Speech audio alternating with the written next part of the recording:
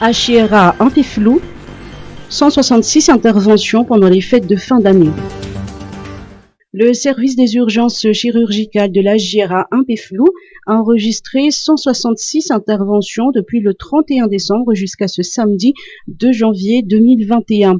Selon le professeur Alsan Olivarakout, directeur de l'hôpital, ce chiffre a connu une baisse par rapport à l'année dernière qui était de 211 interventions. Elle s'explique en partie par l'impact du coronavirus, selon toujours le professeur. Comme chaque année, les RICS, les accidents à responsabilité civile et les accidents de la circulation sont les cas les plus fréquents. Et parmi les 166 interventions du service des urgences de la Chiera, 47 ont nécessité une hospitalisation. Plus de la moitié des patients qui sont entrés en réanimation et des victimes de coma éthylique. Yavlou, une conférence à la place d'une cérémonie de vœux. Compte tenu de la crise sanitaire et de la restriction des dépenses publiques, le président de la République intraduel de organiser de cérémonies de présentation de vœux en janvier 2021. Une grande conférence sur le programme d'émergence de Madagascar la remplacera. Ce sera l'occasion pour le président de présenter devant les partenaires techniques et financiers, ainsi que le corps diplomatique, les grandes lignes de ses projets de développement pour les 3 prochaines années, 2021 à 2023. Groupement des entreprises de Madagascar, 2020, une année catastrophique pour l'économie. Le groupement des entreprises de Madagascar, GEM, présidé par Thierry Radzone, a confirmé que 2020 est une année horrible pour l'économie. Même si l'année a été marquée par la crise sanitaire, c'est l'économie du pays qui a été la plus touchée, avec une décroissance de 4,2% du PIB. À Madagascar, plusieurs secteurs, notamment celui du tourisme, du textile et du secteur minier, sont les plus impactés par cette crise sanitaire mondiale. Thierry Radzone nous apporte plus d'explications. Sur le plan économique, c'est la catastrophe. La catastrophe. Vous avez vu différents chiffres qui ont été publiés. Je ne retiens que les derniers en date, et je pense qu'il y a une certaine fiabilité, qui est celui publié par la Banque mondiale dans sa note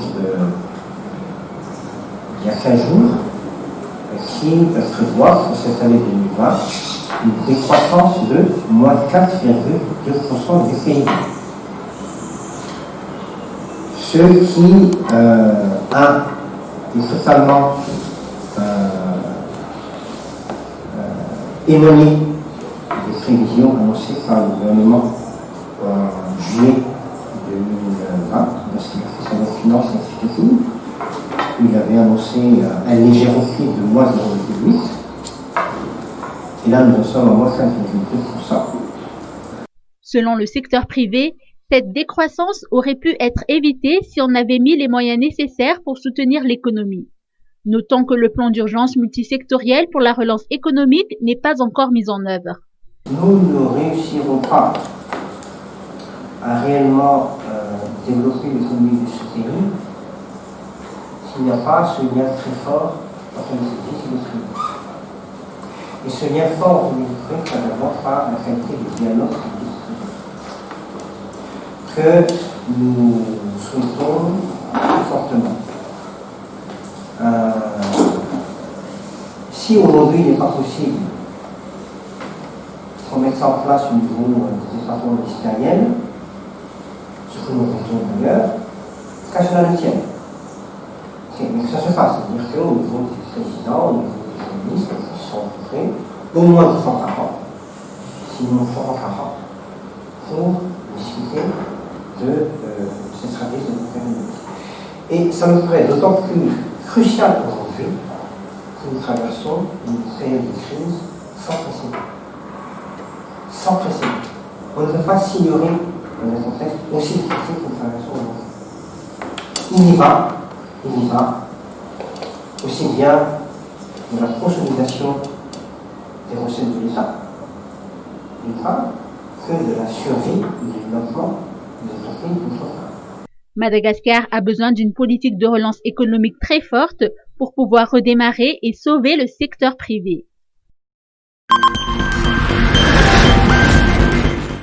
Sénat, visite du coordonnateur des Nations Unies. Issa Sanogo, nouveau coordonnateur des Nations Unies, a été reçu par Yves Rakoudvou, président du Sénat, hier au Palais de Verre à Anous. Les deux parties ont discuté de la poursuite et du renforcement de la coopération entre le Sénat et le système des Nations Unies. Issa Sanogo a souligné que l'ONU reste aux côtés des dirigeants et de la population malgache et qu'elle œuvre pour le maintien de la paix et de la sécurité qui sont les piliers du développement. Écoutons ses explications. Notre objectif, comme vous le savez, pour le cadre de la coopération, c'est primo de nous assurer ensemble que le développement de Madagascar se fait sur des fondements stables. Et cette stabilité nécessite l'implication de tous.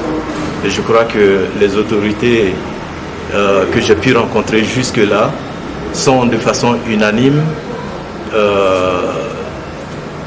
convergent sur le fait que la stabilité de Madagascar importe si nous voulons atteindre le développement par rapport aux priorités que le pays se fixe. Donc, je voudrais une fois de plus remercier le président du Sénat de cette discussion que nous avons eue qui va justement dans la direction de travailler ensemble pour que nous puissions supporter les priorités de ce pays. BNGRC, bilan du cyclone Chalan. Le cyclone Chalan qui a frappé Madagascar les 27 et 28 décembre n'a fait aucune victime, d'après le rapport du général Ilak Andjiakat, directeur général du BNGRC. C'était un système dépressionnaire de faible intensité dont l'influence est limitée à des pluies intenses, a-t-il expliqué. Cette fois-ci, les responsables étatiques se sont mobilisés pour anticiper les dégâts et les risques. À l'est du pays, particulièrement à Thomasin, Chalan a apporté des pluies torrentielles atteignant jusqu'à 30 cm. Aucun dégât matériel ni perte en vie humaine n'est à déplorer. Les familles habitant dans les zones inondables, comme le quartier d'Ambouidzaf, ont été déplacées bien avant le passage du cyclone.